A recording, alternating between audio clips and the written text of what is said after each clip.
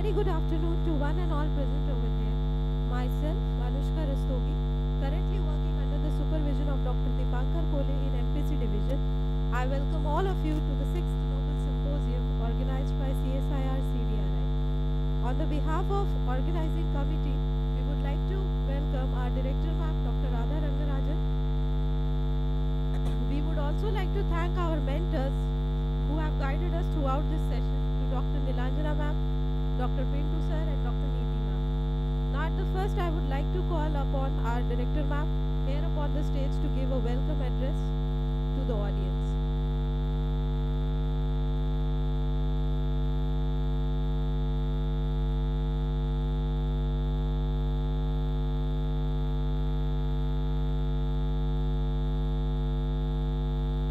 On the behalf of organizing committee, we would like to present a bouquet to ma'am.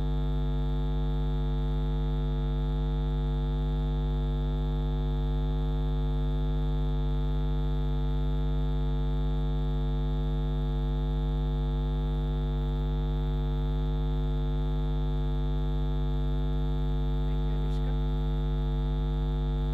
Good afternoon, colleagues, friends, my dear students. Can you hear me? It's a real pleasure to be here at the 6th CSIR-CDRI Nobel Symposium. I'm really excited that one more time we have a student-led initiative which the students have wholeheartedly worked on and brought to this conclusion today, which we will all witness shortly. I have to say that this is one of those seamless efforts requiring absolutely no nudge, no push from the director's office, and self-assembling. You know, in biology we love self-assembling structures. This is one of them. When I inquired about right around the time when the Nobel Prizes were announced, I said, what's going to happen to the symposium this year? Who's in charge? Who's going to organize? And I was a little worried, but I was then informed that the very next day after the announcements, the students had volunteered and that we were all set. It was music to my ears, and I congratulate the students on their initiative, on their willingness, on their effort, and most of all their desire to learn and take on this journey of presenting at this Nobel Symposium. So why is it exciting for me? It's exciting for me because I think that events like this allow all of us to learn. We might understand why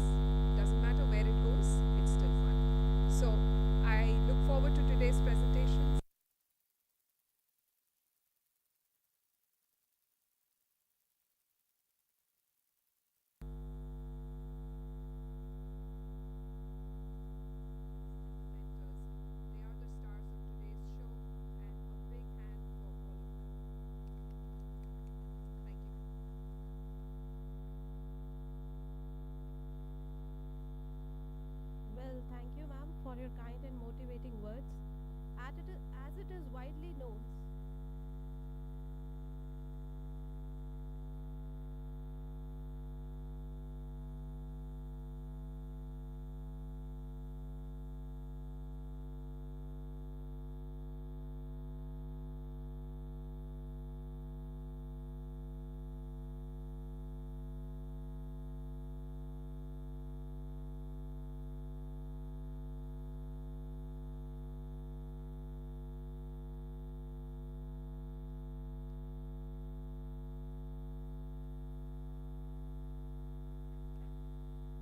as it is widely known, since 1901, the Nobel Prize has been presented on 10th of December to the laureates for their work which have done the greatest benefit to mankind. So let's know the history of Nobel Prize. Alfred Bernhard Nobel was born on 21st October 1833 in Stockholm, Sweden. He was a chemist, engineer, inventor, businessman and philanthropist. He died on 10th December 1896 due to a stroke. In his will, he stated that all of his fortune should be donated to the Nobel Prize institution to award 5 prizes which include physics, chemistry, physiology or medicine, literature and peace. After 5 years of his death, the first distribution of the prize took place and now it has become the highest award of honor. In the year 2018, Professor Tapas Kumar Kundu, former director CSIR-CDRI, started this Nobel Symposium series dedicated to the laureates for their achievement and to get inspired by their work. So here we are, let's begin the event. I want to start it with a quote by Albert Zen that discovery consists of looking at the same thing as everyone else but thinking something different. So let me give the quick index of the program. It is divided into 2 sessions. The first session is the Nobel Prize in Chemistry 2023 and the second will be Nobel Prize in Physiology or Medicine. For the first session, we have 3 speakers. Suchitra Gupta, UGC SRF, working under the supervision of Dr. Atul Goyal, Arpita Banerjee, UGC SRF, and Sovik Burman, CSIR SRF, both of them working under the supervision of Dr. Gautam Panda. They'll be talking about the detailed description of the work done by the Nobel laureates of chemistry.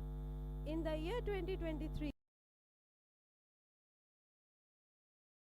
in nanotechnology, it is given an equal share to Professor Mungi G. Bawendi, MIT USA, Professor Louis E. Bruce, Columbia University USA, and Professor Alexei Ekimov, Nanocrystals Technology Incorporation, for the discovery and synthesis of quantum dot. So let's begin the first session, which is all about quantum dots, theoretical concept to discovery to practical applications in everyday life. As it is rightly said by Robert A. Heinlein, everything is theoretically impossible unless it is done. Quantum dots are particles of matter that are so extraordinarily small that their properties are not governed by the conventional rules of chemistry but by the quantum phenomenon. The principle of quantum confinement, also referred to as the particle in a box problem, was theoretically proposed in 1930 when physicist Herbert Froelich pioneered the concept that material properties can depend on the macroscopic dimension of small particles. Froelich explored the consequences of the Schrödinger equation, which shows that when the particles become extremely small, there is less space for the material electrons, and in turn, the electrons are squeezed together. In the decades that followed Froelich work, this concept was proved to be true by our Nobel laureates. In the late 1970s, Alexei Ekimov, a Soviet-born American physicist, fascinated by discovered the nano matter. However, major limitation of Team's quantum dot were frozen in for approach to dot as suitable for shortly by Bruce E.G. Bawendi, postdoctoral fellow under Bruce in late 90s, later as a professor at revolutionized the chemical production of atom dot, resulting in particles. This high quality was necessary for them to be utilized in electronic to solar, then in biomedicine. So now let's invite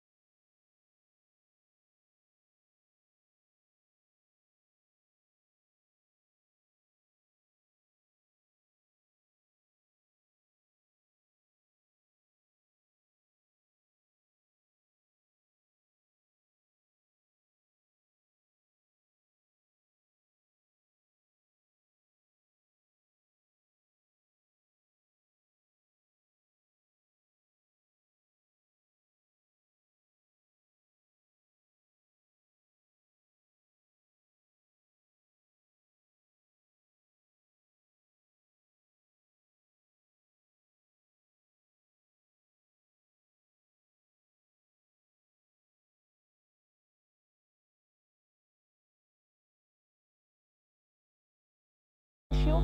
Wide absorption and narrow emission is also observed in the quantum dot. The large Stokes shifts makes them more photochemical stable. They are having huge absorption excitation coefficient, and also the quantum yield of the fluorescence quantum yield of the quantum dot are very high.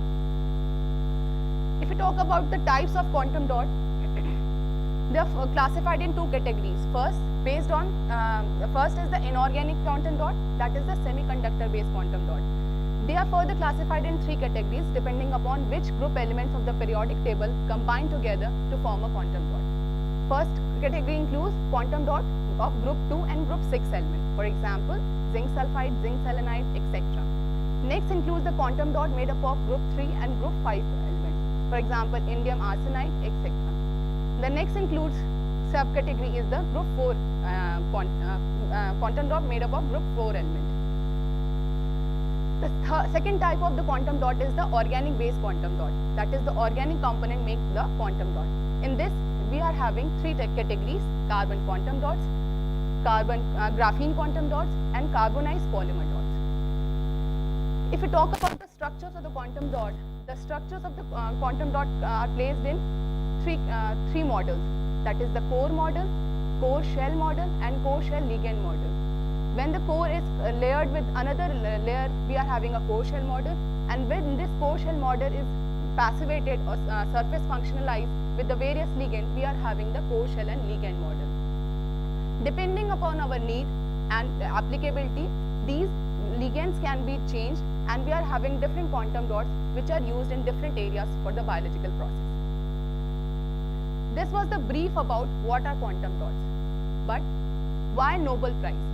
Because of its commendable impact in the everyday life of the human, through its huge applicability in the areas including biosensors, drug delivery, water purifications, energy harvesting like solar cells, energy storage like batteries and supercapacitors, heavy metal detections, illuminations in the areas including displays and cameras, quantum informations including machine vision, etc.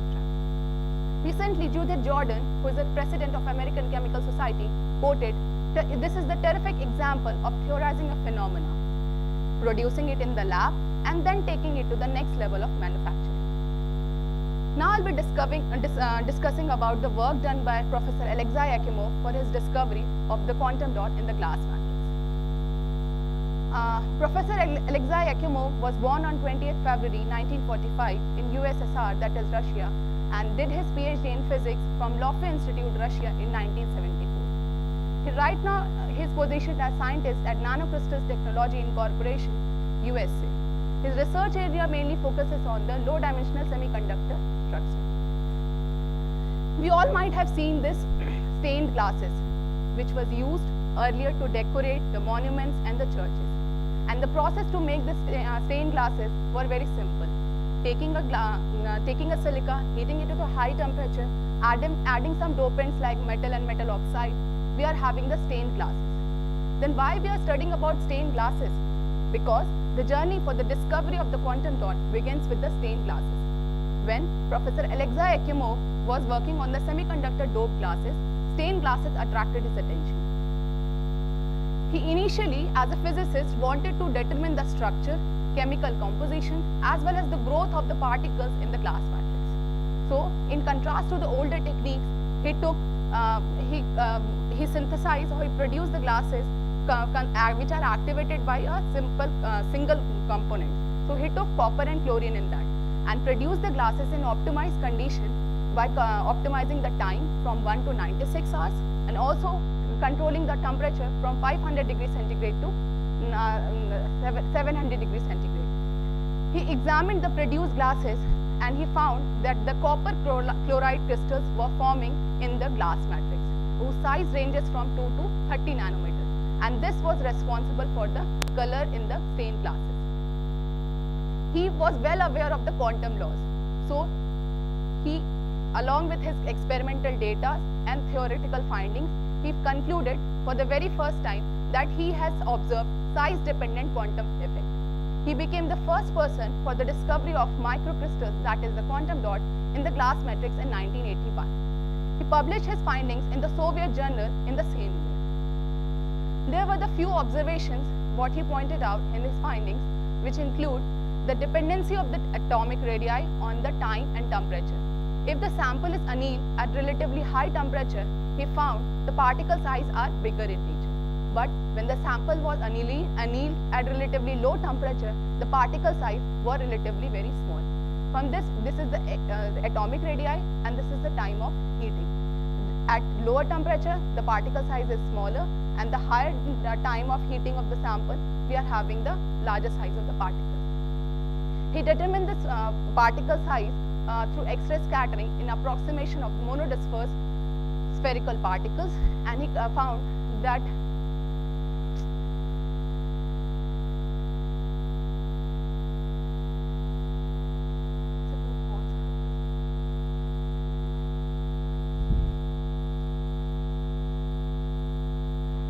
copper chloride crystals are spherical in shape, and they are responsible for the color in the glass matrix.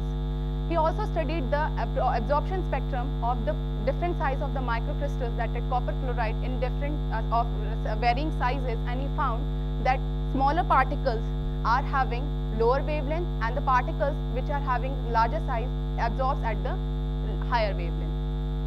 From this, he concluded the observed dependence of spectral positions of the exciton absorption lines on the microscopic crystals may be a consequence of quantum size effect. The quantum size effect, that is responsible for the quantum confinement effect, which we have seen in the previous slides, how the band gap become more and more discrete as we decrease the size of the particles. In the next paper, he pointed out the growth techniques for the other microcrystals, which include copper chloride, copper bromide, cadmium sulfide, etc. And he explained the dependency of these microcrystals at varying atomic radii on temperature and time with the following equations, that A bar is equals to 4 by 9 alpha dt to the power 1 by 3. From this equation, we find that alpha, that is atomic radii, is directly proportional to the time of heating. He next studied the absorption spectrum of cadmium selenide of varying sizes and cadmium sulfide, copper bromide, and he found the particles which were smaller in nature, which was following the Bohr, which was having the size of Bohr radius, were following the quantum size effect, but the particles which were having thickness of greater than 0.2 millimeter, they were behaving like the bulk molecule. From this, he inferred if we have a proper heat treatment condition, that is time and temperature, one can control the particle size, of which is crystalline in nature, and they are good quality from the optical point of view. He also explained the formula which was much needed to explain the agreement between the data and the theory. He theoretized. He included the strong attractive Coulomb interactions between the electron and hole, that is H cross omega is equals to Eg minus E exciton plus H square cross H cross square pi square upon 2m A bar square. He also took into finite dispersions of the particles and found the data were in good agreement with that observed by the copper chloride observed flow. From this, he concluded he had developed a growth technique for the high quality microcrystals, and size quantizations of the quasi-particles shows effective mass approximation may be used for the microcrystals of 30 to 40 angstrom size. Although Alexei Yakimov was the first person who discovered the quantum dot in the glass matrix, but Mark Arthur Reed, who was a physicist at Yale University, was the first person to coin the term quantum dot in 1988. This was the brief description given. This was the brief discussion about Alexei Yakimov, but my next co-presenter will discuss about the other two Nobel laureates. Over to you, Arpita. Thank you.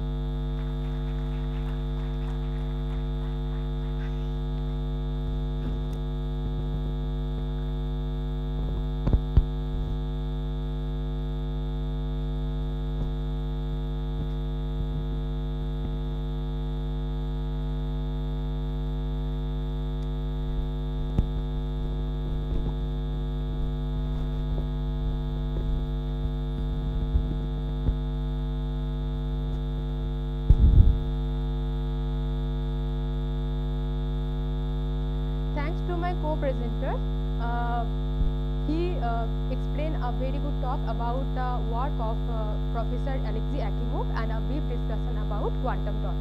Today I will deliver my talk about the other two Nobel laureates. In the year 1983, Professor Bruce discovered the colloidal semiconductor of quantum dot. After a gap of 10 years, in the year 1993, Professor Brownlee described the fast precise synthesis of quantum dot with a proper control size. Let me introduce Professor Bruce.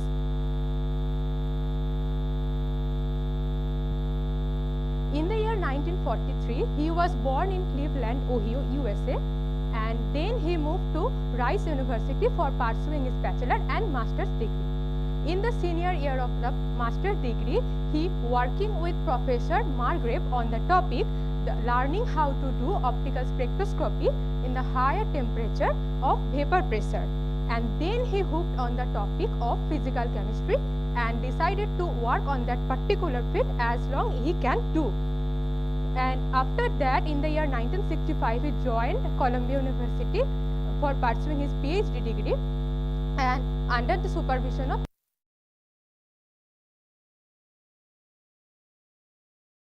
vapor. As he was following from a Navy background, so there was a contract. After completing his study, he have to join a Navy. So there is a gap of 4 years, and he was always motivated by science. That's why he joined Bell Lab to pursue his study. And this lab, he took this one as his postdoc time. Now here he moving from the vapor phase chemistry. Now it became a more condensed liquid phase chemistry.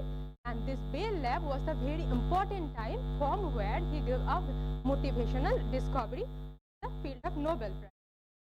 Now he decided to move on the academia to give a more broader horizon. So he joined Columbia University as a professor in the year 1996. When he was in the Bell Lab, Professor Bruce was looking for a chemical reaction in the presence of solar light. And he knows that cadmium and which can lead to the further reactions, and he took 21 hexagonal and cubic mixed crystal and left them for overnight in the mixture of styrene and malachite anhydride and left them for overnight. In the next day morning, he was completely surprised by the result. And there is a change in the optical property. First one, that is there is a change in the color. Previously the particles are of the size 4.5 nanometer, and now they are become thermodynamically more stable hexagonal and with the age 12.5 nanometer in size. Another important point, previously they are in the size in the color of blue, and now they are become red in color. And this aging phenomenon, which was previously described by the professor William Oswald in the year 1896. Here some smaller crystals, when they dissolve to redeposited on the larger one, and now they become more larger by the overtime of the reactions. As like Professor Akimov, Professor Bruce also were aware about the quantum size effect, and he published his overall discovery in the year 1983 in the Journal of Physical Chemistry. And in that current scenario, because of the Cold War that are happening in Russia, he was completely unaware about the glass matrix discovery of Professor Akimov. So when he heard that news, he directly contacted with him. So these two discovery, the glass matrix and this colloidal quantum dot, are in a parallel fashion. He also given us a theoretical framework of the quantum size effect. Here we see this blue one, it is a very smaller nanoparticle, so it has very lower radii, and also it has a large band gap between the valence and conduction band. As this band gap is higher, so the band gap energy, that is the E gap, and the emission energy of the light, the delta E, they are much higher for this blue and the smaller particle. On the other hand, this red one, it has higher radii, so the band gap will be smaller between the valence and conduction band, and along with the E gap and delta V will be smaller for the higher radii red particles. And from this Bruce equation, he also explained that there is a relation between particle size, and using this Planck equation, we already know that energy and wavelength are inversely proportional. So, as changing or decrease or increasing the size of the particle, there is a change in wavelength of the emitted light. And let me introduce another Nobel laureate, Professor Bawandi. In the year 1961, he was born in Paris, France, and then he joined Harvard University for pursuing his bachelor and master's degree. Then he joined Chicago University for as a PhD scholar.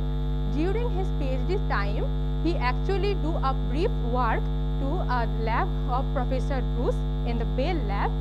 The topic was the synthesis of colloidal quantum dot. In the same year, 1988, he joined the Professor Bruce Bell lab and as a postdoc fellow. And that time the research topic was again same, that is the synthesis of highly selective quantum dot, but the optimum solution of the colloidal synthesis remain inaccessible. The final piece of puzzle, that is the synthesis of quantum dot, was solved when he joined MIT as a professor in the year 1990. Here, this is the first precise method which was given by Professor Bawandi and his group. This is known as hot injection colloidal synthesis. Here we see the top, that is the trioctyl phosphine coated with selenite, are injected into the mixture of trioctyl phosphine in the cadmium, and further in a short burst of nucleation until it became saturated.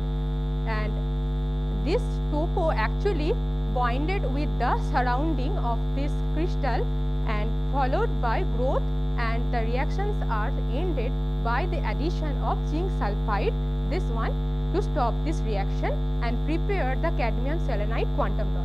Now in this overall procedure, there are some significant point to be noted.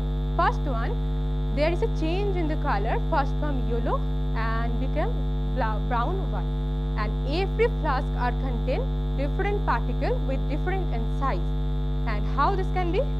Here they took they remove aliquot after the interval of 5 to 10 minutes for each of the reaction, and they check the fluorescence property and by using PIM and characterized it by using X-ray study. Another important point, when the octyl, this chain, was removed or replacing by some pentyl or hexyl ring, then there is a completely slower down of this procedure, and when this there is a heat that is very high, when they remove the high reaction source, the temperature source, then there is a slowdown of these reactions. And this is the first well-known method which was previously described, and now all over the world scientists are working in the field to make it more greener and biocompatible as well as cheaper method. Here I will discuss some of the well-known synthesis. And firstly, Snyder et al. They have developed a copper doped cadmium zinc sulfide quantum dot. Here the reaction initiated by the addition of cadmium and zinc bromide, and in the presence of 3-mercaptopropionic acid as a capping agent that make the outer layer, and this the burden of heat which remains solved in that particular aqueous based medium. And another important point, the beautiful emission spectra which can be tuned by the stoichiometric use of this true precursor also. So this method is one of the advantageous because water is used, which is we all know this is a greener solvent, and this is one of the less toxic, as well as it can reduce the reaction temperature. After a gap of 1 year, Reza et al. They have developed another method to prepare a dual doped silver and nickel doped with in the zinc cadmium sulfide quantum dot, and this reaction initiated by the addition of zinc and cadmium precursors into a reaction mixture of N-acetylcysteine in deionized water. Further, by treating with these two, silver and nickel, as a doping material to prepare this particular quantum dot. Here there is a change in the color, and which always give an indication to prepare a quantum dot, and it is confirmed. Now it is one of the advantageous method because it can be possible in one pot, and it is a dual dope quantum dot, and it is also an environment friendly because of the use of water. Now as we know, cadmium, it is a heavy metal, and it is very much toxic as like lead and mercury. Now the fluorescence quantum yield very much lower, so people are moving from cadmium to a less toxic, that is carbon quantum dot. But the problem that arises from the quantum yield that remain unsolved. But the serious issue regarding with this quantum dot solved in the year 2019. Zia et al. They have developed a nitrogen doped carbon quantum dot. Here this chitosan, which is used as a capping agent because it has this amine and hydroxyl group as a chelating agent, and after formation of this nitrogen doped carbon quantum dot, this reaction give a very beautiful fluorescence emission as we see. Now this emission can be quenched by the addition of iron 3+, and this whole procedure is very useful to determine the iron 3+ in the real water sample. Now this is the one of the most advanced method, that the growth and self assembly of the quantum dot which are synthesized in the biological cell, and where this quantum dot actually mimicking the mechanism and principle in the bacterial or biological systems.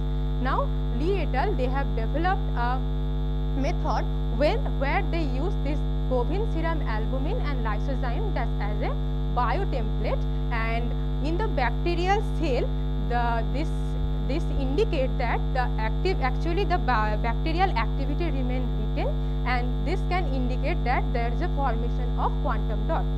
Now in the last of the synthesis, that is the microwave assisted synthesis, and here this is one of the well used method nowadays, and it as like in the previous hydrothermal method, it is the advanced one. And this microwave it has a rapid technique, and it can reduce reaction time and energy uses as like all other types of reactions, and there is a change in color from pale yellow to brown, which can indicate that there is a formation of quantum dot. Lastly, quantum dot has a diverse application in the field because it has a heterocyclic structure. By using lasering and charging transport, it can be used in the field of quantum as a quantum informations machine visions, and because it has a tunable size dependent absorption emissions, it can be used in the illumination display and cameras also. As in the tunable property, it has a huge impact in the field of photovoltaic cell, in the solar cell also. And finally, it has a bright and narrow band emission spectra, so it can be used in the bioimaging and biomedicines as a biosensor and drug delivery system also. And now my next co-presenter will discuss about the highlight of some of the application of quantum dot. So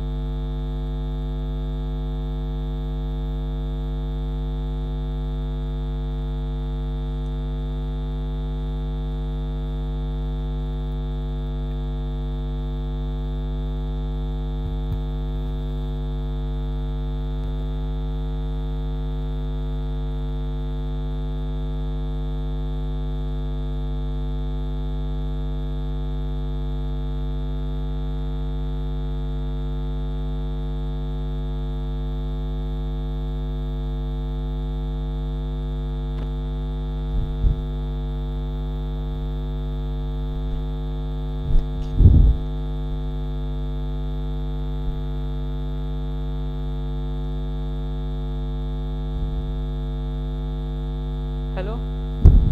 Hello and good afternoon all. I am Souvik Borman, and as two of my previous colleagues have already discussed about the discovery and development process of quantum dots, so now I'll discuss about the diverse application of quantum dots that takes us to a brighter future. So today I'll discuss some of the major areas where quantum dots are explored the most.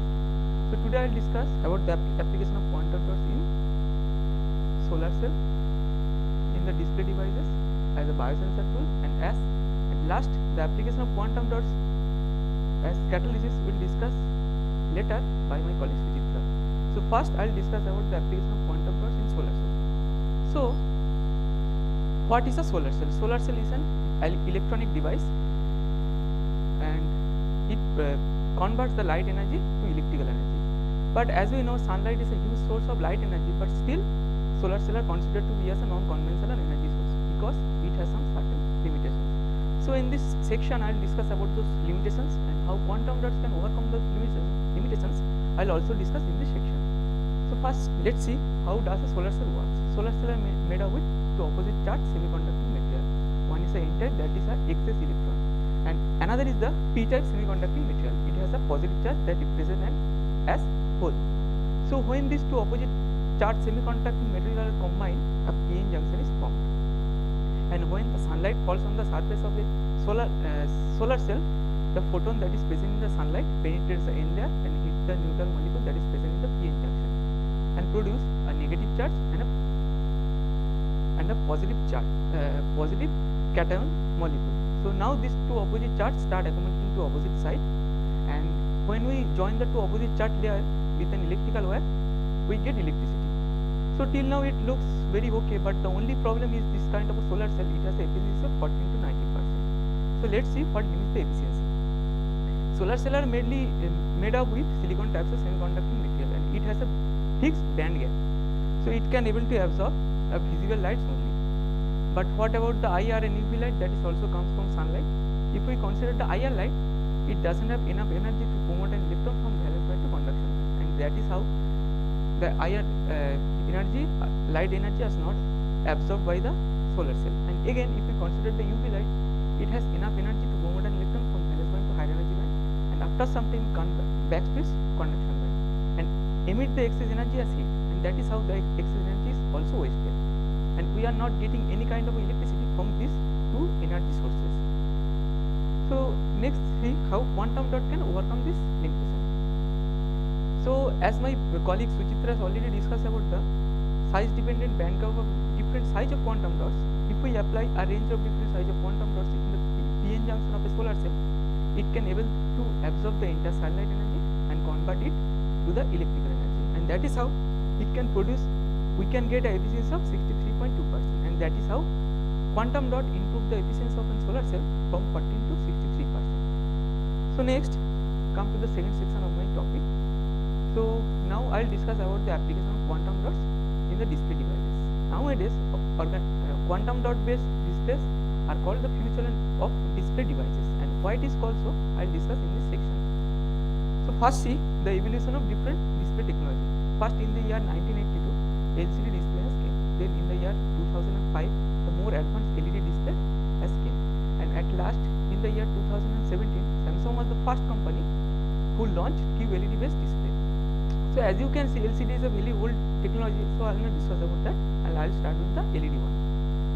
So LED displays are made up with array of small segments known as pixel, and each pixel contains a LED panel and a RGB color filter, and each of the LED panel made up with two opposite charged semiconducting material, and when we apply electricity, the two opposite charge combines and emit energy as light that pass through the RGB color filter and produce this kind of a beautiful picture. Now let's see some of the very important points of this display technology. So it can produce better picture quality as compared to LCD, but still it's a very high energy consuming device, and why it is so, I will discuss later. So next, see how quantum dot can produce light.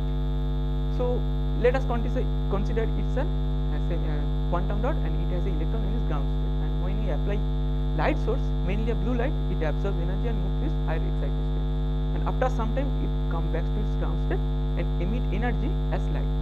That is how quantum dot can produce a light. Now just try to compare these two advanced technology. So LED is the most advanced LED technology that we are having in our market. So where we are going to use this quantum dots. So in the older technology we are using color filter, and in this QLED based display we substitute this color filter by two different size quantum dot material. So one will produce a red color and another will produce the green color, and as we are using a blue LED as a backlight, we don't need to produce the blue light extra. So that is why quantum dots are much less energy consuming device as compared to OLED, where we are using a white backlight. And as you know, white lights are made up with all the visible lights, and when it passes through a particular color filter, what a color filter does, it emits a particular light and absorbs the rest of that, and that is why OLEDs are much more energy consuming as compared to QLED. And it can be compatible with multiple display architecture like LED, micro LED and OLED. Let's see some other comparison. OLEDs are made up with organic semiconducting material, and it can produce beautiful picture but under harsh condition. So during the use of our time, brightness gradually decreases. But as just previously mentioned, that quantum dots are inorganic material, so brightness remains the same during the use of our time. Again, quantum dots emits a very low percent of blue LED, which is very harmful for our eyes as compared to a conventional display. Again, if we consider a QLED display, it is much more brighter as compared to a OLED. And as we are not using any kind of a polarized light, it produces an ultra wide view angle as compared to a conventional OLED display. And in this technology, the pixel are replaced by small subpixel, so it can provide very high resolution picture as compared to the old technology. And it is the first self-emitting display, so it can produce all the color that only nature can produce, and that is why it is called the future of display devices. Next, I'll talk about my last topic, that is the application of quantum dots as biosensor. So what is a biosensor? Currently organic dye based biosensor are used to diagnose different diseases, mainly cancer, but it has some certain limitations. So I'll discuss about those limitations and how quantum dots can overcome those limitations. I will also discuss in this section. So firstly, what is a biosensor? Biosensor is an analytical device that is made up with a transducer and a bioelement. And what are those bioelements? It may be a enzyme or an antibody. And when these bioelements combine with a particular biomarker, it produces a biological signal, and transducer convert that biological signal to an electrical signal, to which we are familiar. Now, next question: what is a biomarker? So it's any measurable indication of a particular biological state. So what are those measurable indications? It may be a cell, protein, ligand, etc. Let's see some very well-known biosensor. Glucometer or a pregnancy kit is very well-known biosensor that we are having. Next question: how quantum dot can be used as a biosensor? Because it's just a semiconducting material. But if we functionalize this quantum dot by using some bioelements and apply to a particular patient sample, the bioelements can bind to a particular biomarker, and from its fluorescence property we can able to detect the concentration of a particular quantum dot that correspond to a particular biomarker. Now let's see, in the previous slide I have already mentioned that organic dye based biosensor have some certain limitations. Let's see some of those limitations. So it has low fluorescence intensity, low quantum width, it requires large exposure time, it has broad emission spectra, and it has a fast decay lifetime. Now just try to visualize a particular situation. We have a patient having an early stage of prostate cancer, and we are trying to diagnose this patient by using organic dye based biosensor. Let's see what happens. So as I just mentioned that the patient has an early stage of prostate cancer, so expression of most of the biomarker is very much low. So we can't detect early those cancer biomarker by using organic dye based biosensor, because it has a very low fluorescence intensity and low quantum width. So whatever the biomarker result we have, we can only able to say that the patient has a problem with his prostate. It may be a prostate cancer, and when we are able to detect that cancer, it is already in the very but we need to detect that cancer in a very early stage. But the question is how. Now quantum dots can overcome this limitation. Let's see how. So now we are trying to diagnose the same patient by using quantum dot. Let's see what happens. We will take some different size of quantum dots functioning with some by elements and apply to a particular patient sample. So what this quantum dot will do, it will detect those cancer cells, and from the, if we excited those quantum dots by using some light source, from its emission spectra we can able to detect the concentration of each and every biomarker, and that help us to diagnose the patient very precise way.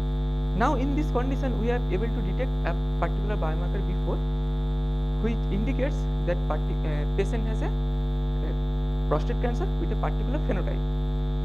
That helps a doctor to prescribe some personalized medicine rather than a generalized medicine. And let's see a practical example.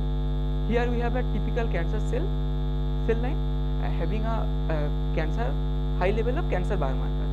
So both quantum dot and organic dye can able to detect that particular biomarker. But if we look the brightness or the exposure time, quantum dots has high brightness and it requires a very low exposure time. Again, the same biomarker we are having in a low level in a other cell line.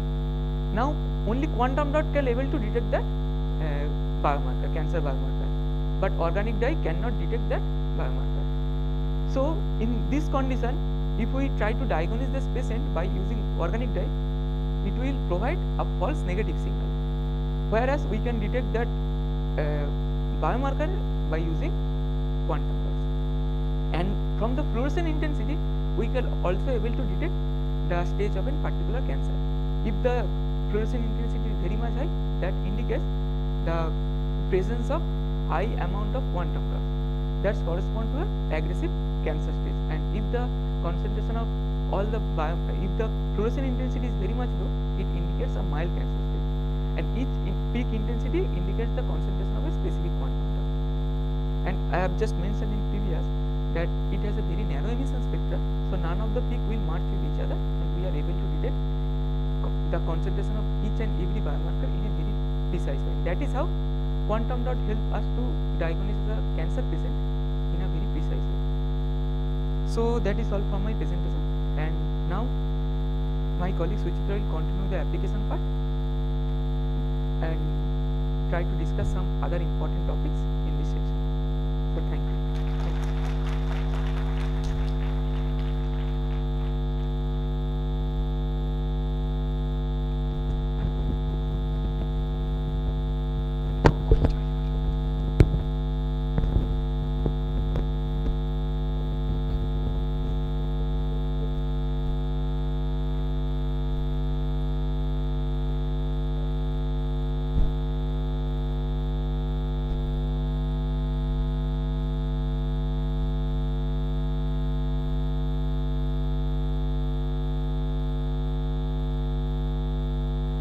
Now I'll be talking about the application of quantum dot as a catalysis in organic transformation.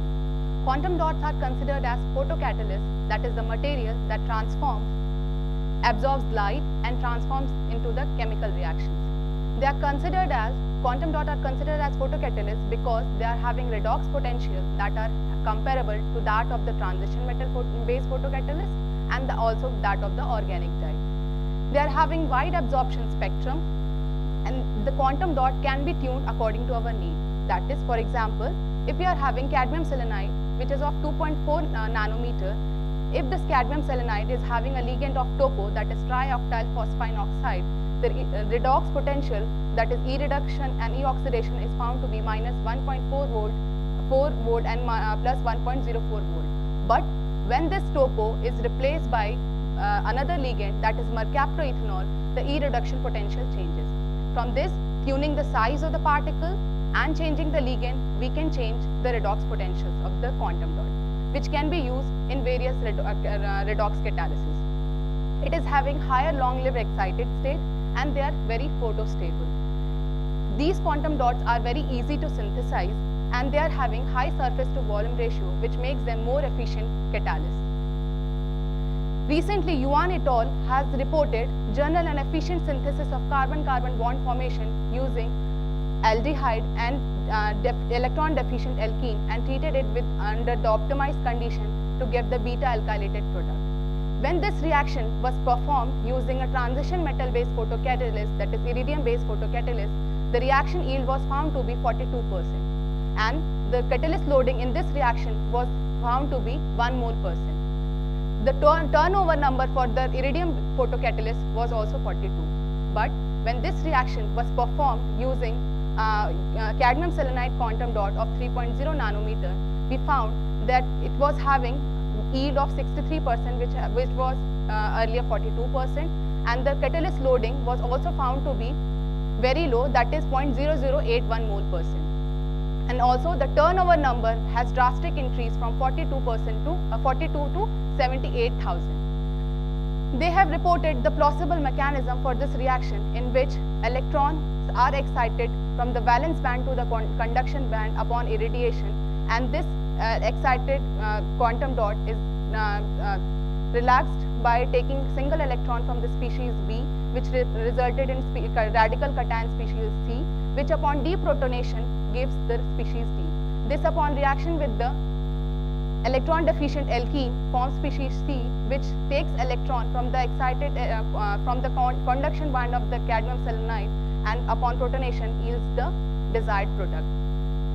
They also checked the selectivity of the quantum dot, and they found in various reactions including beta amino alkylations, beta amine arylations, decarboxylative radical additions to styrene, and reductive dehalogenation, and they found it was versatile enough to convert all these 5 reactions using a single quantum dot of the same size. Lee et al. Has reported the oxidation reaction of benzyl alcohol using a carbon-based quantum dot, that is CQDs, and to give the desired product benzaldehyde. Zhang et al. Has reported intermolecular 2+2 cycloaddition reaction of the aromatic alkene using cadmium selenide of very low loading, that is 0.04 mole %. From this we can find the quantum dot can be used as a catalyst in the very low loading quantity, and the turnover number for the quantum dot are very high. Next, I am having unsung heroes. Nobel laureate never works in isolation. Christopher Murray and Manoj Nirmal are among one of them. Christopher Murray was the first graduate student of Bhavandy at MIT. He helped Bhavandy in synthesis of the quantum dot. And also Manoj Nirmal was another graduate student of Bhavandy at MIT. He also worked on the synthesis of quantum dot at predictable sizes, and he also studied the spin quantum of exciton to see its effect on the color. Next behind the curtain is Alexander Efros, who was theoretician at Loffe Institute from 1981 to 1990, where he overlapped with Professor Alexei Akimov and helped him towards his Nobel findings. Next, I am having few scientists who are working in India on the field of quantum dot and have contributed to this Nobel field. First to my list is Dr. Pralay Kumar Santra, who is involved in design and synthesis of material for the clean and renewable energy. He has published a paper which is entitled as Manganese Doped Quantum Dot Synthesized Solar Cells, which can boost the efficiency of the solar cell more than 5%. Next to my list is Dr. Anshu Pandey, who works on this field, and he has published a paper entitled as Synthesis of Copper Iron Sulfide Quantum Dots for Highly Luminescent Based Core Shell Structures. They can be tuned and studied the photophysics of this, and he found these base nanoparticles exhibit long-lived emission in comparison to the other. Next to the list is Dr. Anindya Datta, who is professor at IIT Bombay. He also studied the properties of the condensed physics, and he published a paper which is entitled as Single Particle Dynamics of Zinc Sulfide Shelling Induced Replenishment of Carrier Diffusions of Individual Emission Centers in Copper Indium Sulfide Quantum Dots.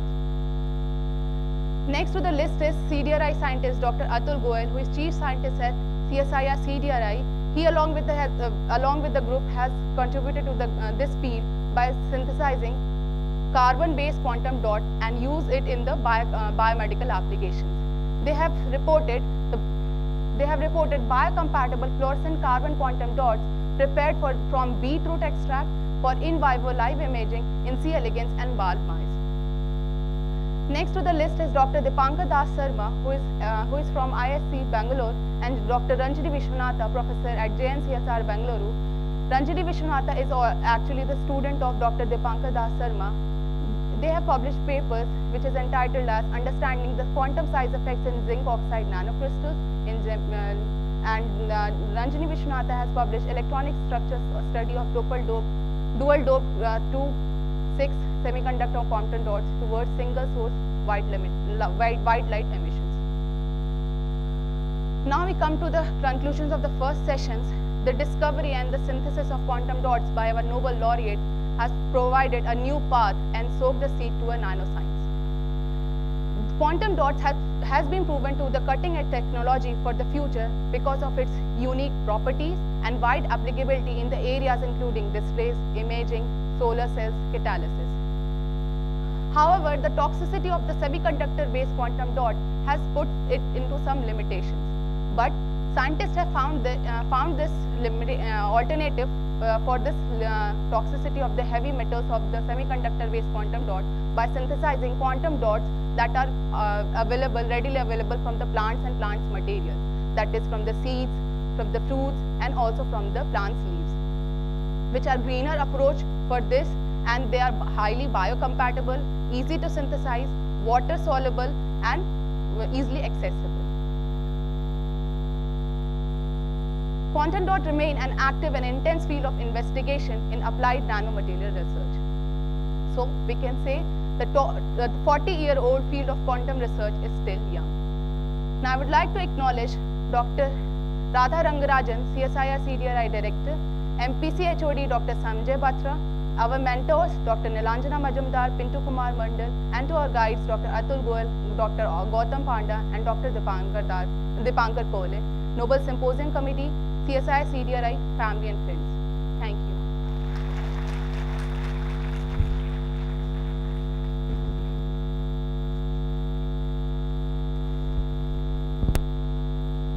Thank you so much, all the speakers, for taking us through the journey of quantum dots from theoretical concept to finally winning the Nobel Prize.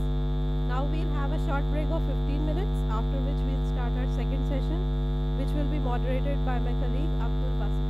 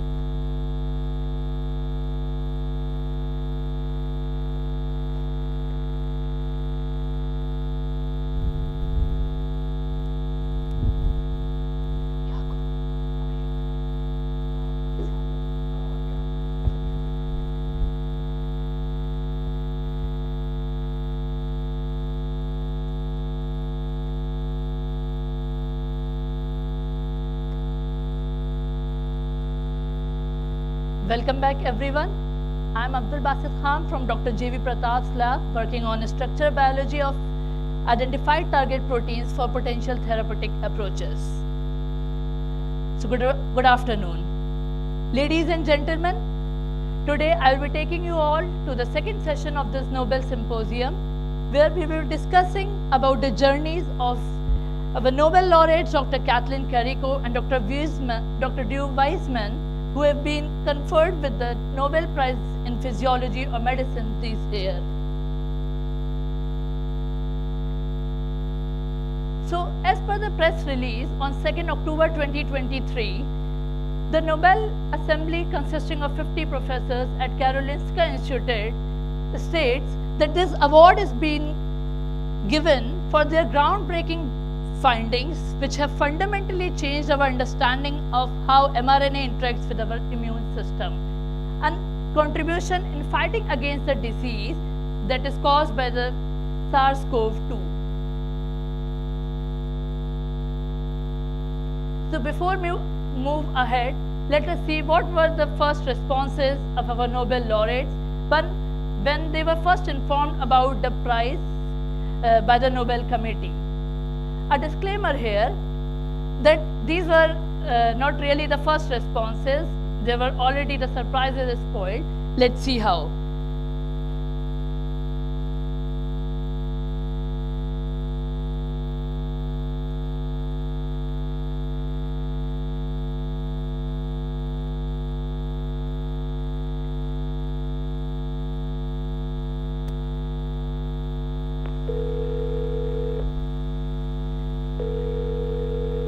Hello? Hello, may I speak to Kathleen Carrico, please? Speaking. Oh, hello, this is Adam Smith calling from Nobel Prize. Oh, yes, okay. Yes, Many congratulations on the award of the Nobel Prize. thank you very much. Where are you and how did you hear the news? I was sleeping, and actually my husband picked up the phone. I am at my home in a suburb of Philadelphia in Abington Township, and I was away on a conference in Cold Spring Harbor, and just Saturday returned. It will celebrate the 50 years of recombinant DNA technology. I met all of those people, the 80s, 90s that did the basic work, and I just came back. A lovely gathering. So we have seen here how the news broke out to her by her husband. Now we will see how she broke out the news to her collaborative partner, Dr. Weissman.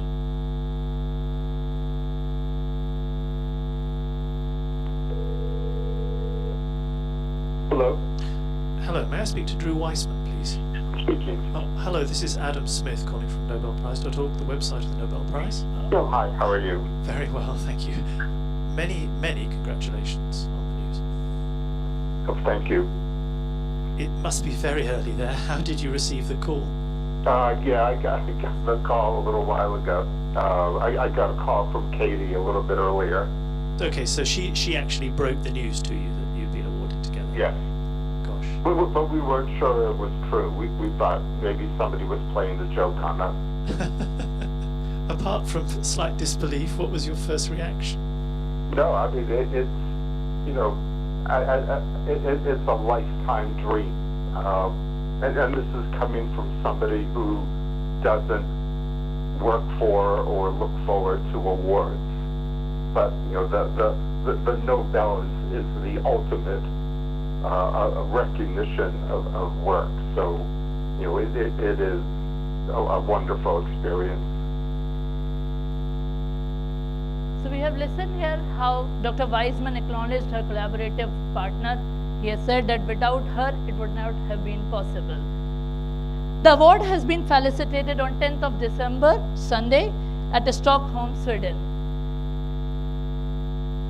So before we move forward for the talks given by the speakers of the day, let us quickly recapitulate what is the scientific discovery of the vaccination, how it came into force.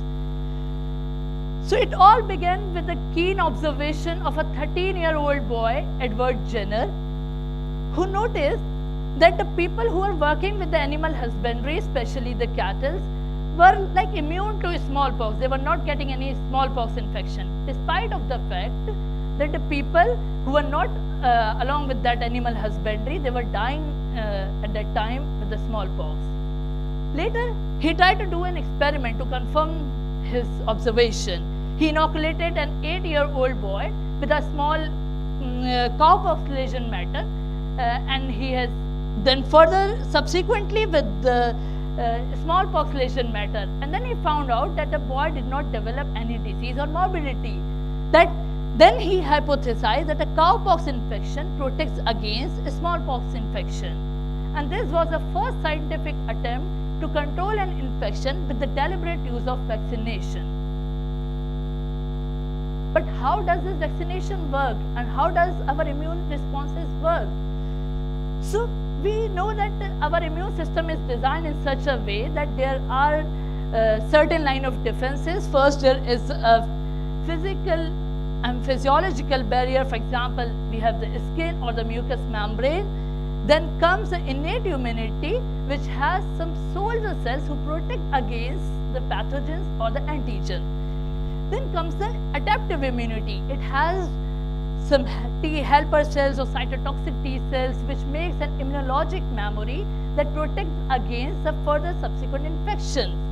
So this makes the base of how vaccines work.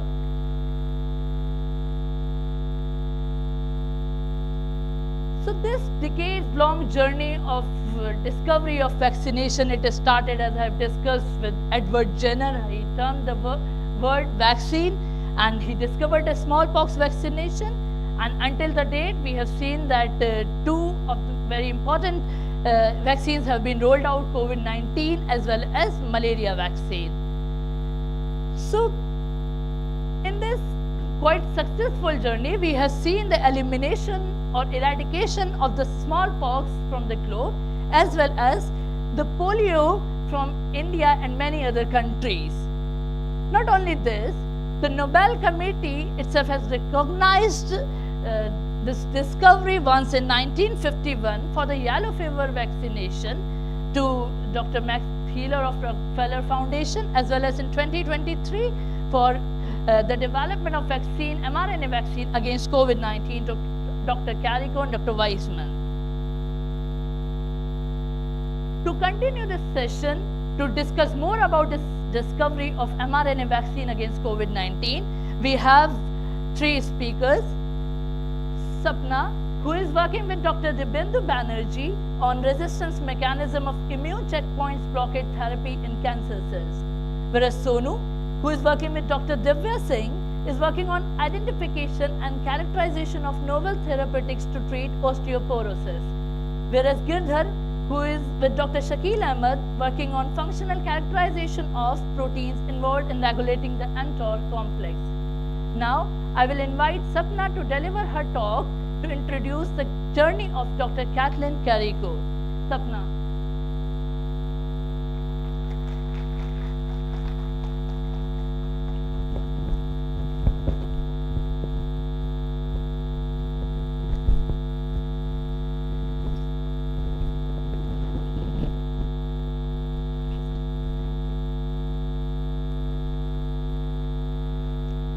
Thank you, Abdul, for the introduction.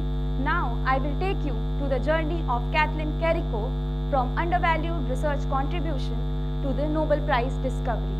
In the end of the session, you will realize that why we have chosen this topic.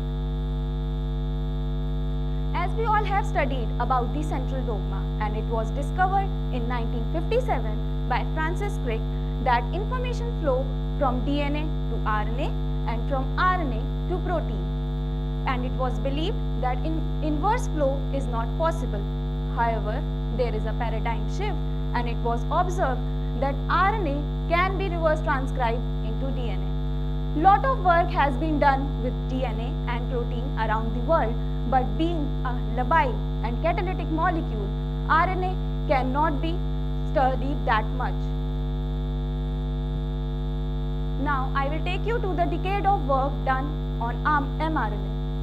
mRNA was first discovered by Sidney Brenner in 1961, and he described in several Nature papers that mRNA is a highly unstable molecule. Then the first evident in vitro translation was done by Jerry B. Lingrel in 1969, and they have used rabbit reticulocyte lysate. Then in 1984, Paul Grigg and Douglas Melton first synthesized mRNA into the tube, and they used RNA polymerase, that is sp6, and T7, that is also nowadays used to synthesize in vitro mRNA. Next, to check the efficiency of mRNA and whether it can be translated into mice, Wolf and his team in 1990 injected mRNA into the mice. To check mRNA, its therapeutic potential, mRNA was injected into the rat brain to check whether it can reverse diabetes insipidus, and this was done by Gustav in 1992. First mRNA encoding cancer antigen was designed by Robert M. Conry in 1995. Till then, it was not known that mRNA is an immunogenic molecule. Then a groundbreaking discovery was done by Kathleen Carrico in 2005, and she modified mRNA into a non-immunogenic molecule. Soon after 4 years, Benjamin Witt developed a cancer immunotherapy using mRNA-based vaccine in human subjects. Now, I will talk about the journey of Kathleen Carrico. So, she was born in 1955 in a small village of Szolnok, Hungary. Then, completing her basic education, she completed her BSc as well as PhD from University of Szeged, Hungary. At the same time, Biological Research Center was made in Hungary, and her dream was to work there. So, for the postdoctoral work, she went there and worked for few years, and then moved to Temple University in 1985. During her PhD work, she worked on a RNA lab in a University of Szeged. Her supervisor, Ino Thomas, was involved in making analog of RNA. And her PhD work focused on studying the structure of ribonucleic acid, exploring the potential of RNA modification. So, there she synthesized 2', 5' oligoadenylate, and this was done by combining ATP with double-stranded RNA using an enzyme called OAS, that is 2', 5' oligoadenylate synthetase, which will subsequently activate RNase L and degrade the viral RNA, and also it stops the viral replication. Soon after completing her PhD work, she went to Biological Research Center for her postdoctoral work, where she joined a lipid lab. That time, nobody was interested to work in a lipid lab, but she was there. She encapsulated labeled DNA into a liposomes and delivered it to a mammalian cells. Due to their seminal work done by them, we are frequently using this transfections in our day-to-day experiments in our laboratory. So, thanks to them. Then, soon BRC lost its funding and they terminated her position.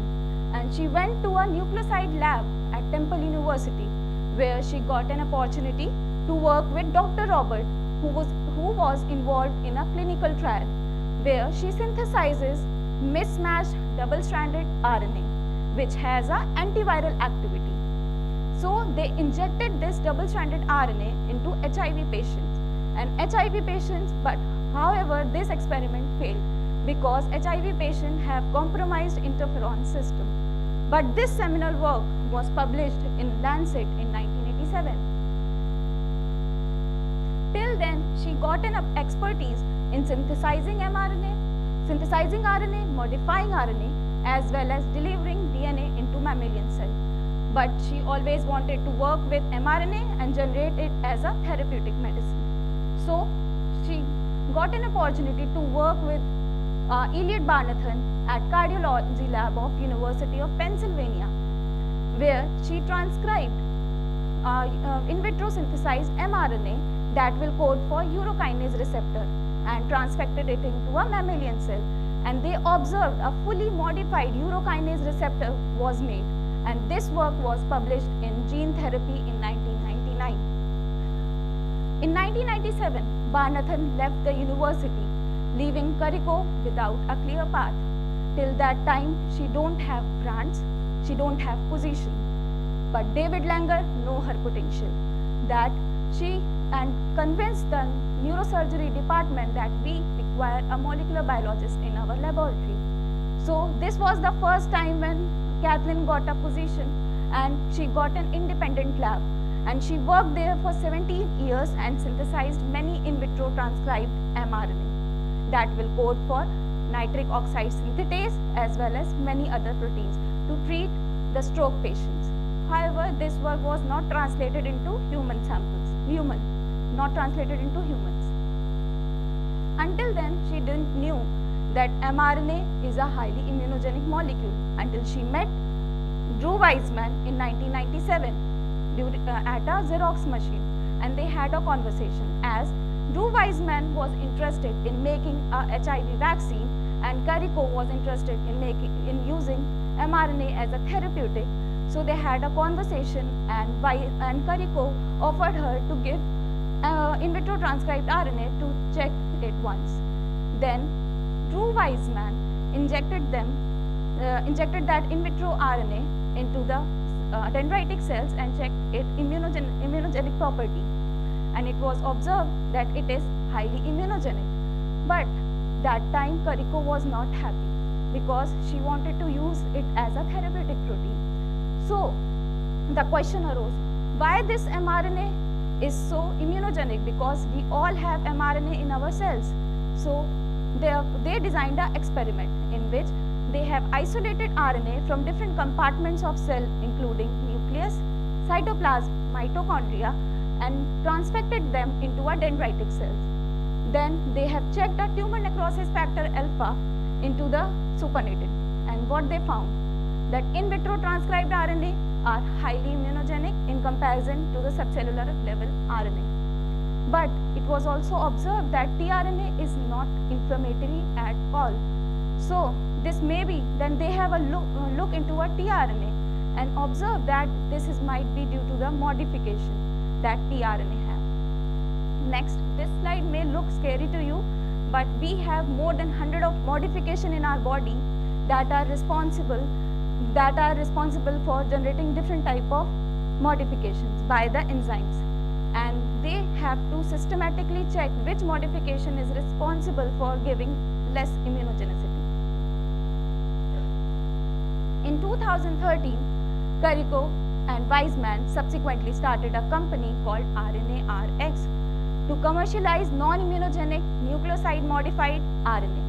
They licensed this technology to two companies, Moderna and BioNTech, in 2021. However, a major breakthrough come during the COVID-19 pandemic and fueled by the urgency to develop a vaccine. The generation of mRNA vaccine is relatively rapid, relying primarily on synthetic technology without any need for actual virus particle. These were the two CEO of BioNTech company. With her, she worked in the BioNTech company. So now you may agree that Kathleen Kariko has lots of setbacks as well as milestones, and she has to face hardship, but her passion and perseverance lead to be a Nobel laureate. In the last, as Kathleen says, I won't start changing my hobbies. My hobby is science. Thank you. Now I will invite Sonu to explain the collaborative work done by them. Thank you.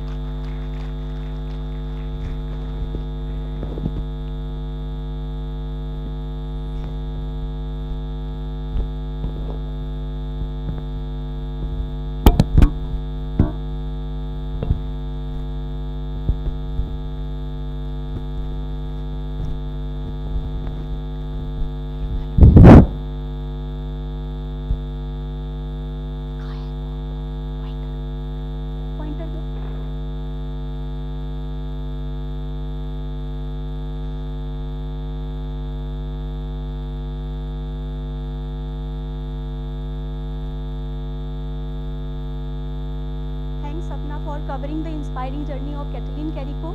In this session, I will take you all through the journey of Drew Weissman and his collaborative work with Carico that led to discovery of mRNA vaccine for COVID-19.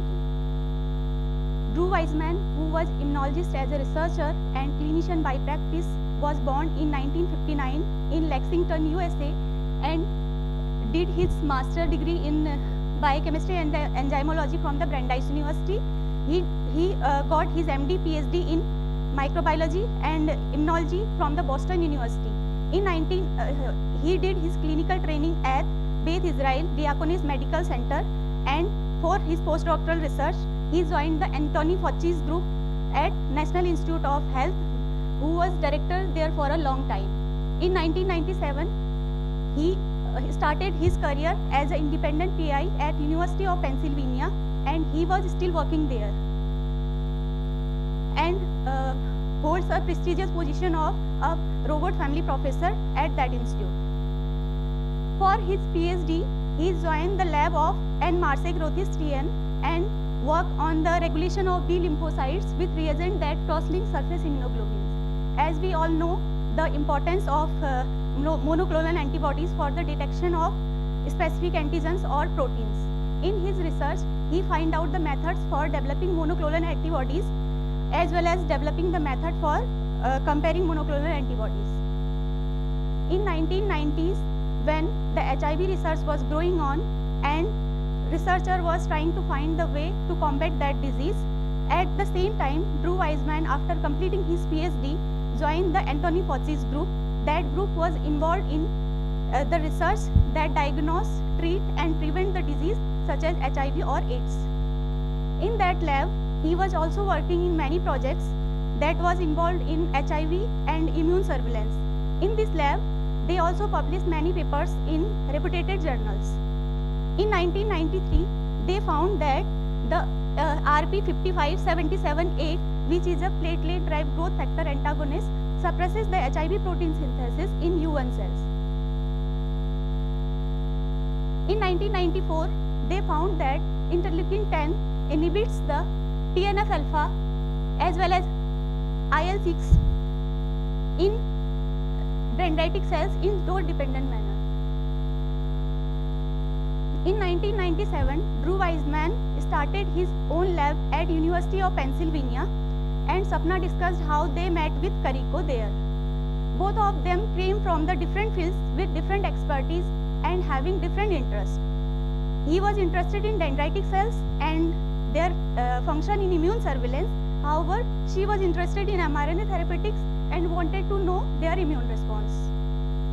Although still they having different expertise, they came up together and collaborate to see how different type of RNAs such as mRNA, tRNA and rRNA interact with immune cells, especially with the dendritic cells, because Weissman was already working on these cells in his lab.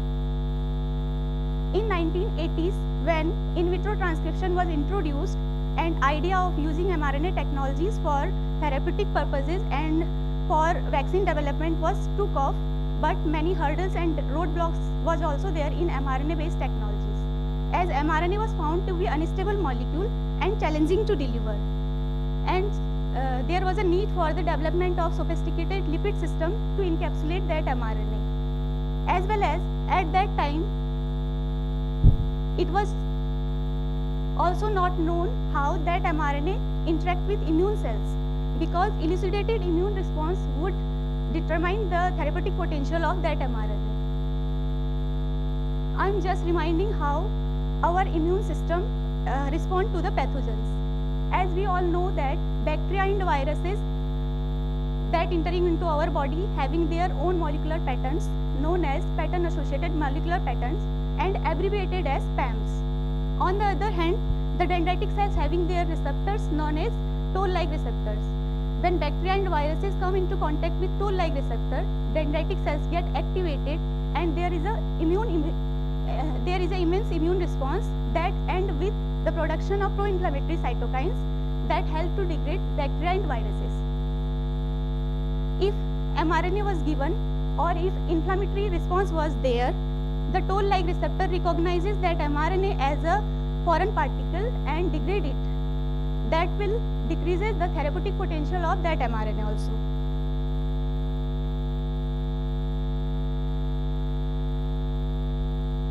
The hurdles and roadblocks did not discourage both of them, and they started their work. As Wijwan was interested in developing the vaccine for the HIV, so Carico synthesized GAB mRNA and transfected it to the dendritic cells. The GAB is a structural gene which helps in the assembly of viral particles. In this experiment, they found that the mRNA, the in vitro transcribed RNA activates the dendritic cells, that's why produces the immense immune response. As well as they also found that the indigenous and the mRNA act as a ligand for the toll-like receptor, and toll-like receptor recognizes that mRNA as a foreign molecule. That's why it gets activated.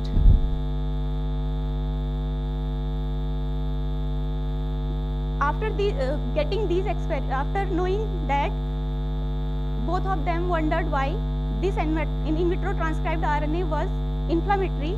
However, we having the same RNA in our body, but we don't have any response at all. So they think that maybe the RNA they synthesized was completely different from the cellular RNA. So they wanted to assess the immunomodulatory effect of different type of RNAs. As Sapna discussed, they isolate the RNA from different subcellular compartments and isolate in vitro RNA was also there, and they found that the in vitro transcribed RNA was super immunogenic. However, the mammalian RNA was less immunogenic. Surprisingly, they found that the tRNA was not inflammatory at all. So they find a clue that the tRNA is enriched in modified bases, that's why less immunogenic. From the structure of tRNA, they find the idea why naturally occurring RNA does not induce any response. So they get answer that they was highly modified. As you can see in the picture that there is a correlation between nucleoside modification and the immune response. The in vitro RNA having no modification, that's why less immunogenic, more immunogenic. However, the in vitro transcribed RNA, the mammalian tRNA having the high modification, so less immunogenic. The tRNA, irrespective of eukaryotes or prokaryotes, having 40 to 50 type of different modifications in their structure. From these results, they hypothesized that whether if they modify in vitro transcribed RNA, that will lead to less modification or no modification. So they planned an experiment to incorporate modified nucleotide into RNA. They ordered 10 different type of nucleotides, and out of them, 5 of them incorporated successfully, and RNA was synthesized. So they wanted to know the impact of base modification on immune response, for which the dendritic cells were transfected with in vitro transcribed RNA with modifications. And they found that some of the modified base mRNAs were inflammatory like the unmodified RNA, but some of them did not induce anything. So they pointed out that the pseudouridine, 5-methyluridine and 2-thiouridine was not immunogenic at all, because they suppresses the capacity of RNA to induce dendritic cells. This was the first breakthrough in 2005 when Carico found that modified RNA was not inflammatory, and these seminal results were published in Immunity. Again, they wanted to have a RNA that translated into the protein. So they assessed the translational capacity of these in vitro modified RNA as well. They found that pseudouridine containing mRNA was having the better translational capacity among all the modified RNAs. Further, the pseudouridine modified RNA translational capacity was further assessed in animals also, for which they synthesized erythropoietin mRNA, which increases the hematocrit in animals. They modify the erythropoietin RNA with pseudouridine also and injected into mice. They found that with pseudouridine containing mRNA have better biological efficacy and having better translational efficacy as well, and erythropoietin containing mRNA was not inflammatory at all. So they pointed out that the pseudoiridine containing mRNA was not inflammatory at all and having the better translational capacity as well as a biological stability. They also find the reason behind the translational enhancement by the pseudoiridine. The PKR, which is a RNA-dependent protein kinase that involved in the regulation of translation, when PKR binds with the RNA, it gets autophosphorylates, and that's why phosphorylates the alpha subunit of it, translational elongation factor 2. That's why the translational suppressed. But when pseudoiridine was incorporated into the RNA, then PKR does not bind with the that RNA and get deactivated. That's why the phosphorylation of elongation factor 2 also suppressed and translation proceed normally. The second challenge of delivery of mRNA was overcome by the discovery of lipid nanoparticles. As we all know, the lipid nanoparticles are the better delivery system for the therapeutic molecules. During 2010, when the Drew Weissman was trying to find out the ways to deliver the mRNA, at the same time parallel discoveries were made when lipid nanoparticles were used as a therapeutic way for the siRNA, but these were not used for the mRNA. So they generate the mRNA lipid nanoparticles by incorporating one methyl pseudoiridine into the stable LNPs and injected into mice via different routes for 10 days, and bioluminescence signals were observed, and they found that the bioluminescence signals were there for the 10 days via the different routes. This was the second breakthrough in 2015 when they found that lipid nanoparticles are better delivery system for mRNA in vivo and having a potential to become a tool for delivery of mRNA encoding therapeutic proteins.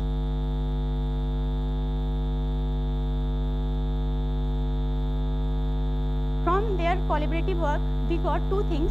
One is that nucleotide modified RNA was not immunogenic at all and having the better translational capacity and biological stability.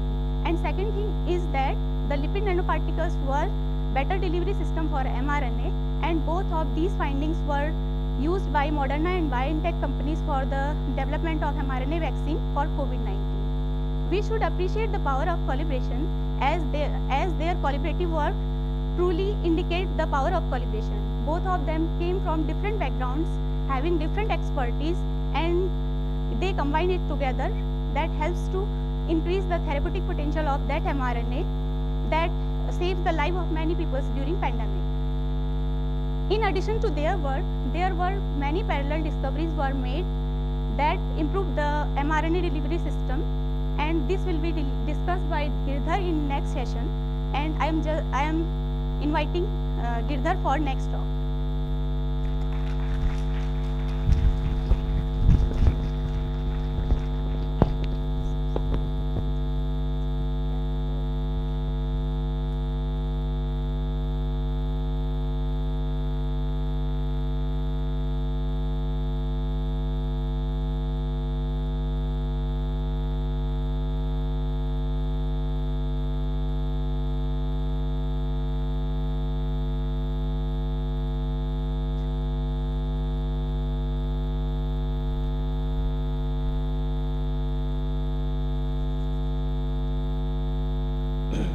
A very good evening to all. Thank you, Sonu and Sapna, for giving us insights on the work of Dr. Weissman and Dr. Carico. But is that it? Is the vaccine ready? Can we now deliver it to the masses? Of course, no. Upscaling the product for the global mass is not a child's play. It requires tons of research and a lot of construct material. Until now, Sapna and Sonu have discussed in detail about the research work done to make mRNA a viable immunotherapeutic. But how do we deliver it? What do we use? The answer lies with liposomes. Liposomes were first discovered in 1961, and they have evolved into a technique which allows us to mediate gene transfer in 1997.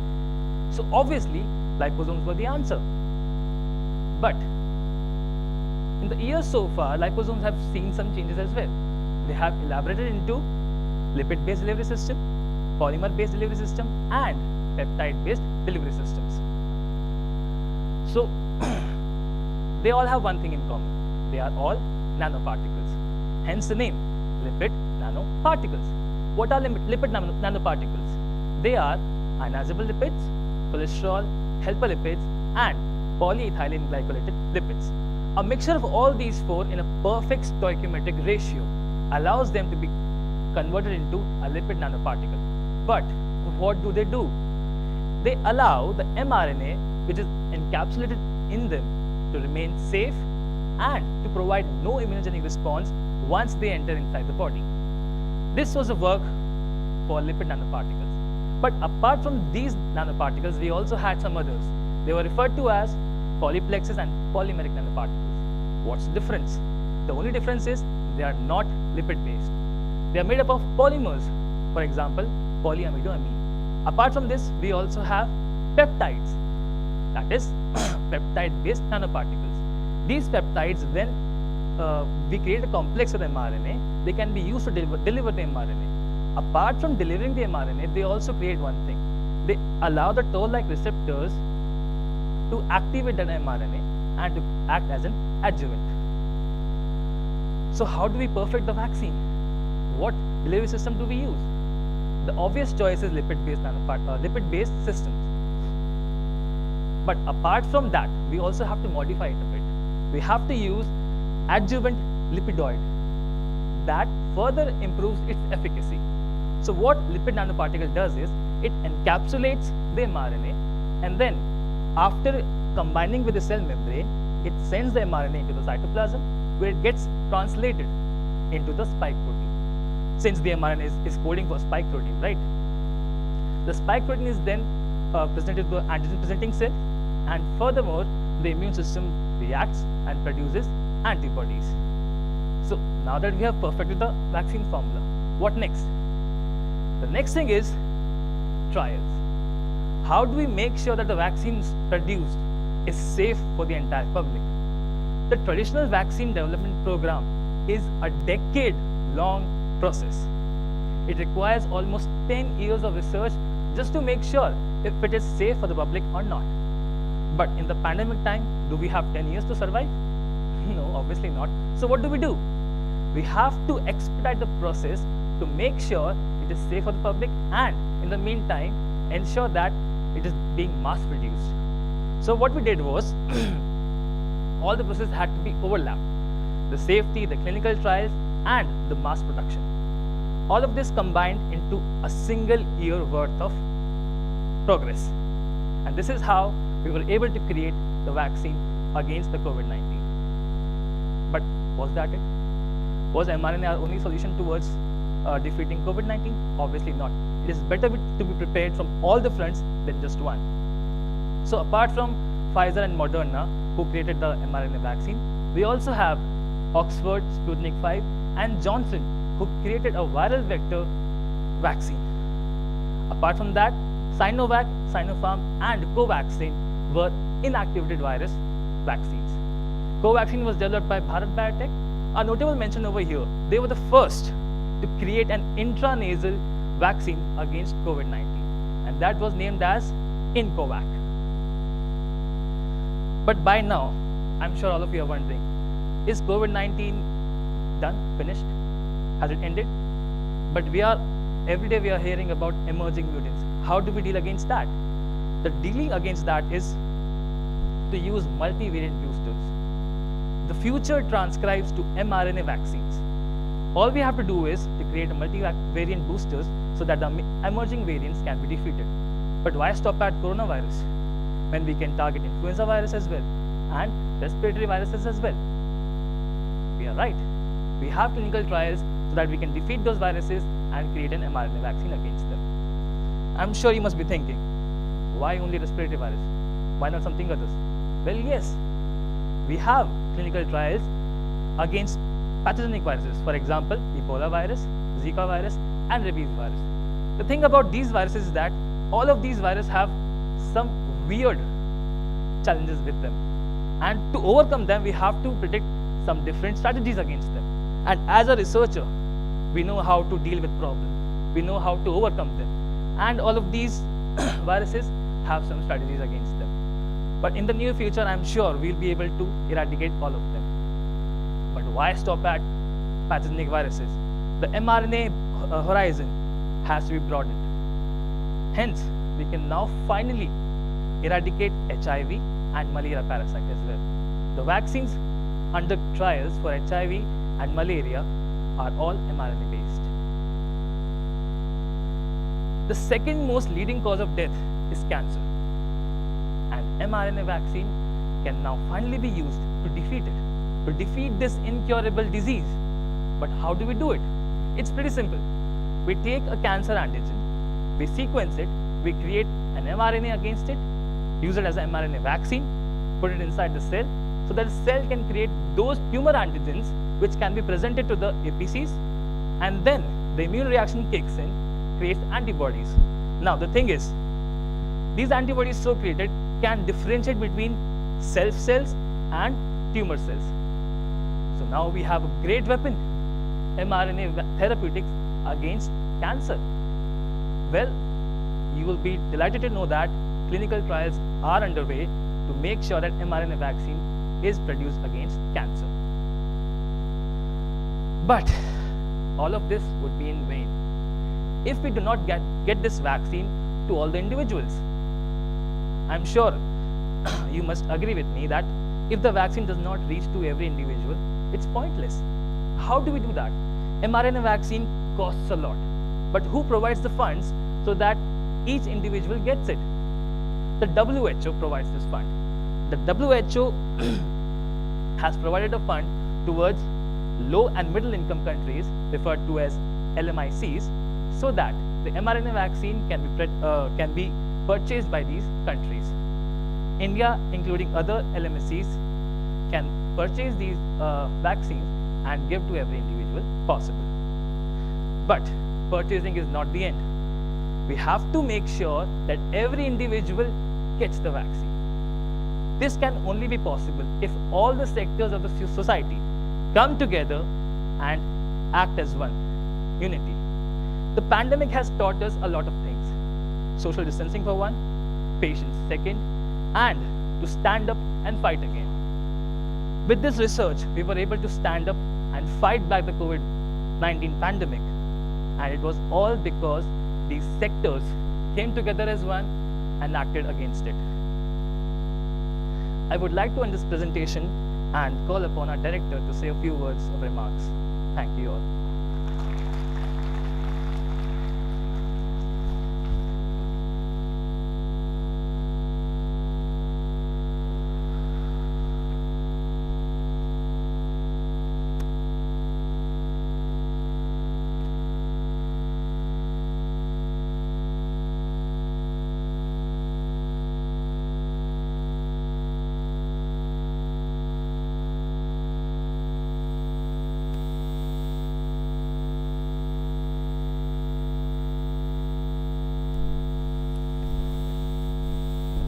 I was heard, so I'll start again.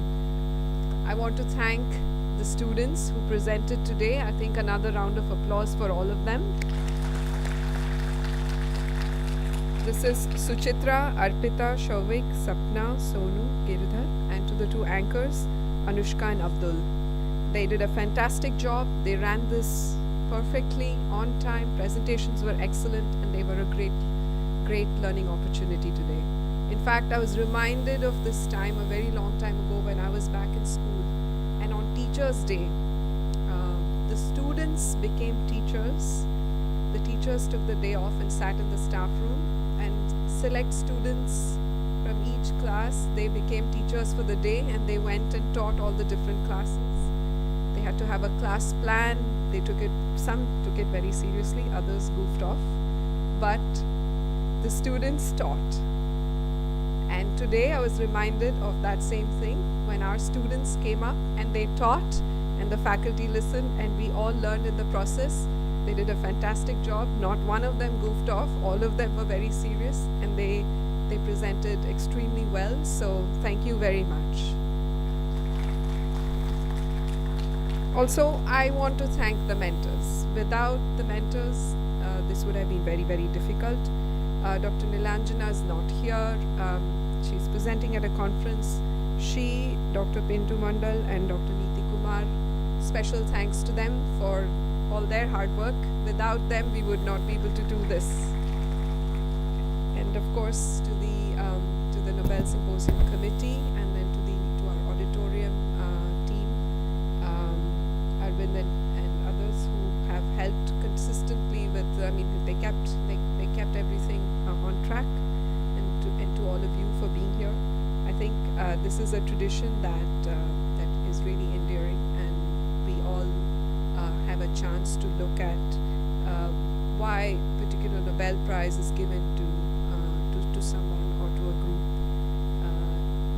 in depth, learning the backstory, hearing about the human angle of things, understanding why something became impactful. These are all very valuable lessons. I think particularly with the mRNA story, Katalin Kariko started to work on mRNA at a time when it was considered to be really the backwaters of science. Who works on RNA? Who works on mRNA? Who cares? So she really struggled at every stage to get funding and to keep going. She never had a permanent position, and she talks about this, that the hurdles were many, and she might have given up at some point, but she did not.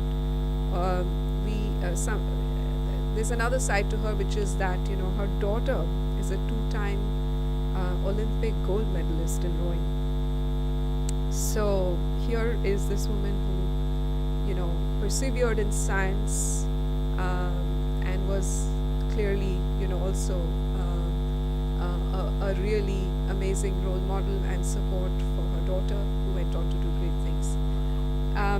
And I think ultimately all the Nobel Prizes are given to individuals, and sometimes they're shared. We do not always learn about all of the different people who participated in that, in the research or in the discovery work. And here is where our students did a great job in highlighting the work of other contributors and giving and recognizing them in this symposium. So all in all, it's been a delightful afternoon, and I congratulate the students once again. Thank you.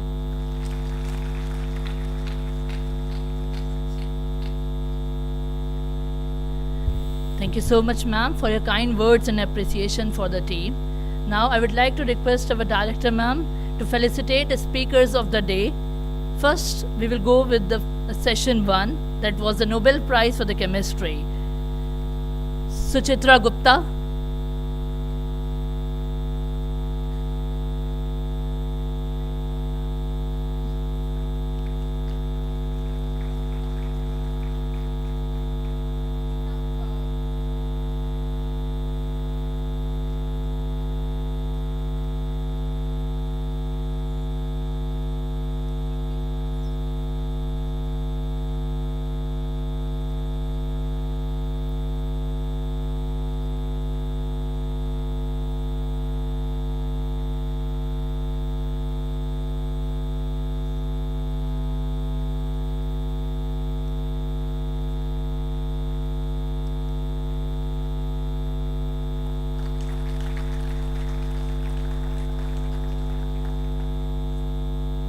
Arpita Banerjee.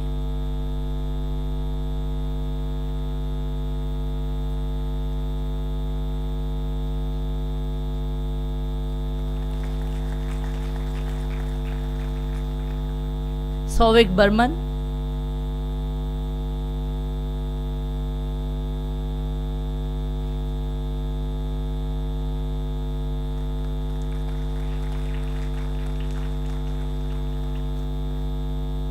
Now the moderator for the session 1, Anushka Rastogi.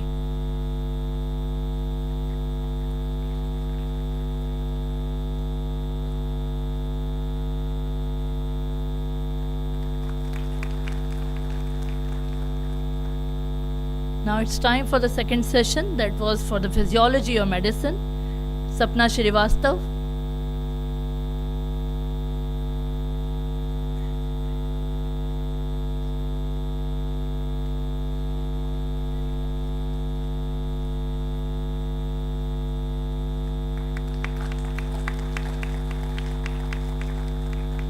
Sonu Khanka,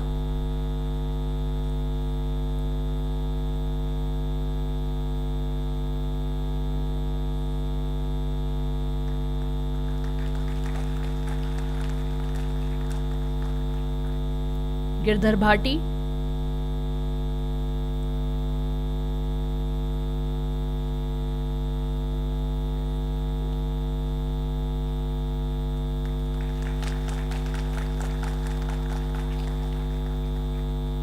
and myself, Abdul Basit Khan.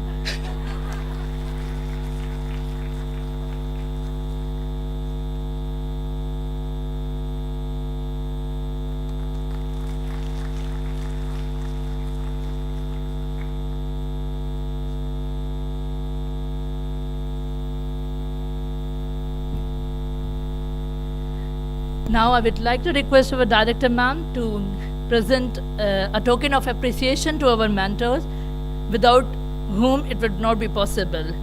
So Dr. Neeti Kumar ma'am.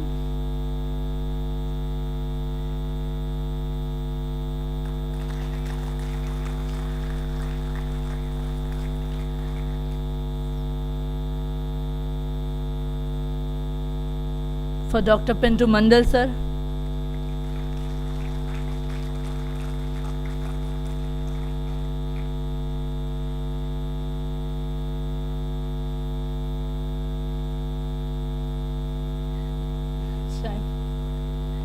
And we would like to thank Dr. Nilanjana Majumdar ma'am as well.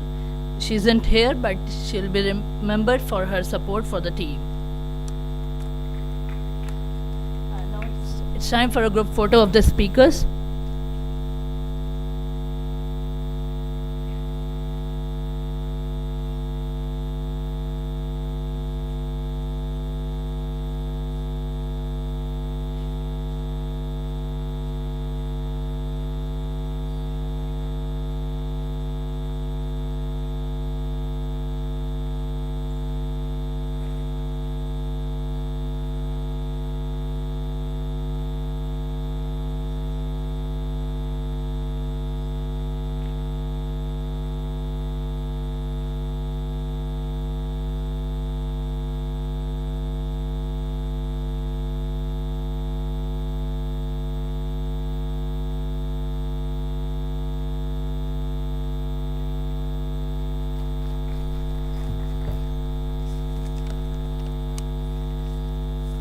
We present our utmost gratitude to our director, Dr. Radha Rangarajan, for her unwavering support and inspiration to continue this tradition of celebrating the achievements of our Nobel laureates of the year. We, the CSIR-CDRI family, as a research community, are grateful to 2023 Physiology or Medicine Nobel laureates, Dr. Kathleen Carrico and Dr. Drew Weissman, for their contribution in fighting the pandemic we had been facing few years back. Also, we are thankful to Dr. Munji G. Bavandi, Dr. Louis E. Bruce, and Dr. Alexei Akimov, who shared the Nobel Prize in Chemistry this year for the discovery and synthesis of quantum dots, which can be seen as one milestone for the whole field of nanotechnology. We are highly beholden to the mentors, Dr. Neeti Kumar, Dr. Nilanjana Majumdar, and Dr. Pintu Mandal, for guiding the team to give their best for this event. And most importantly, the CDRI family presents appreciation to the speakers of the day, who helped us to understand the journey, results, and setbacks faced by the Nobel laureates and their respective teams by taking us through their talks. Also, we are grateful to Dr. Anand Kulkarni, Mr. Ravindranath, Mr. Arvind Kumar, Mr. Kazim, auditorium and canteen staff for their support behind the screen. And at last, we are thankful to the scientists, guests, CDRI staff members, and research scholars for your presence and patient audience at this event. Once again, thank you all, and sorry for the delay.